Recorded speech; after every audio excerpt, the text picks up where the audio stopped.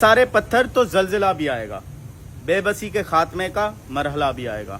بڑے افسوس کے ساتھ کہنا پڑتا ہے کہ ہم یہاں پہ سالوں سے لوگوں کو جسٹس دلا رہے ہیں، لیکن آج تک ہم اپنا حق نہیں لے پائے۔ کبھی کسی کا ریپ کیا جاتا ہے تو ہم جسٹس دلاتے ہیں، کبھی کسی کو سرے عام گولی مار دی جاتی ہے تو ہم جسٹس دلاتے ہیں، کبھی کسی کا روڈ حادثہ ہو جاتا ہے تو ہم اس کو انصاف دلانے کے لیے کھڑے ہو جاتے ہیں۔ لیکن آپ لوگوں کو پتہ ہے کہ اس ملک میں کبھی انصاف ملا ہے؟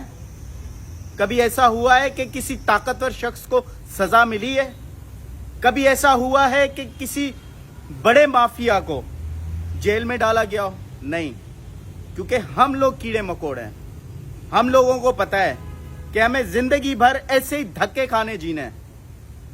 لوگوں کی ہماری جان سے کوئی لینا دینا نہیں ہے۔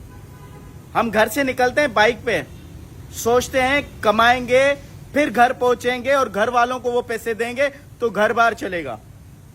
یا تو ہمارے ایک چیز ذہن میں رکھ لیں، یا تو گھر سے نکلنا بند کر دیں، یا تو یہ جو 4 دن کا جسٹس ہے نا وہ لوگوں کو دینا بند کر دیں، کیونکہ 3 دن میڈیا بات کرتی ہے، 4 دن آپ بات کرتے ہیں، 5ویں دن سب بھول جاتے ہیں اور اس کو کوئی موضوع پہ دوبارہ بات تک نہیں کرتا۔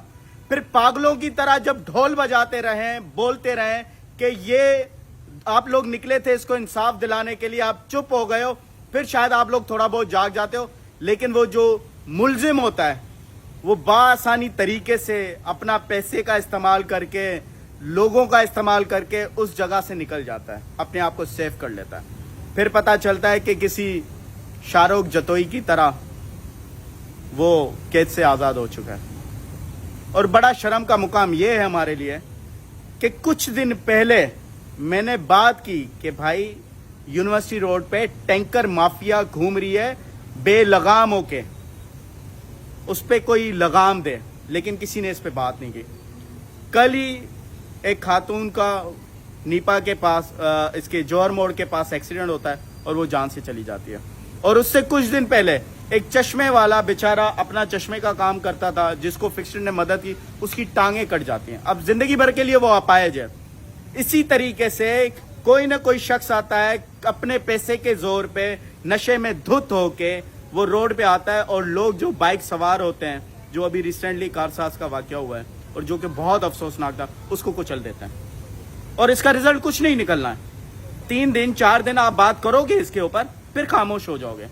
خدا کا واسطہ ہے کہ اگر کسی ظالم کو، کسی مجرم کو کیفے کردار تک پہنچانا ہے نا تو اس کو پھر لازمی پہنچاؤ، ایسے نہیں بھول جاؤ۔ ہم بھول جاتے ہیں، ہم بھلکڑ ہیں، کیونکہ 3 دن سے زیادہ ہمیں کوئی بات یاد نہیں رہی۔ اس کو جب کیفے کردار تک پہنچایا جائے تو اس کے بعد آپ سکون کی سانس لو، کیونکہ آپ لوگ بھی گھر سے نکلتے ہو، آپ کے بچے بھی گھر سے نکلتے ہیں۔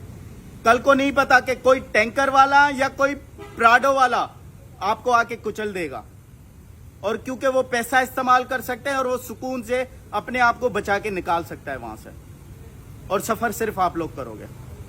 اور جو قانون بنانے والے ہیں، جو قانون پہ عمل کرنے والے ہیں، وہ یا تو کسی گلی میں رشوت لیتے ہیں یا پل کے نیچے کھڑے ہو کے رشوت لیتے ہیں۔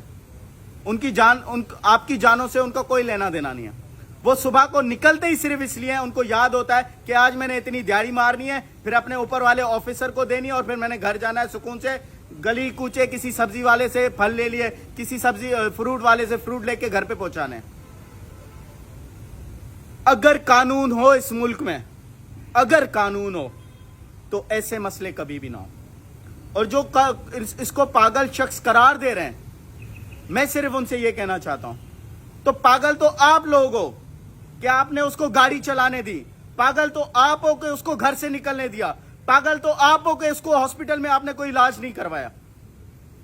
آپ لوگوں کی بے وقوفی، آپ لوگوں کے پاگل پن کی وجہ سے آج وہ آمنہ اور ان کا والد اس دنیا میں نہیں ہے اور ہمارے بیچ میں نہیں ہے۔ انہوں نے اپنی زندگی کے بارے میں بے شک بہت کچھ سوچا ہو، لیکن کوئی آتا ہے پاگل انسان اور ان کے سپنوں کو کچل ڈالتا ہے، اور ساتھ میں ساتھ ان کو بھی۔ میں صرف اتنا کہوں گا، جسٹس فار آمنہ اگر دینا ہے اور دلوانا ہے تو یہ یاد رکھو، 3 دن کے لیے صرف یہ یاد نہیں رکھنا ہے، اس کے اوپر ہر ٹائم بات کرنی ہے، جیسے وہ جو ظالم ہے وہ کیفر کردار تک پہنچا۔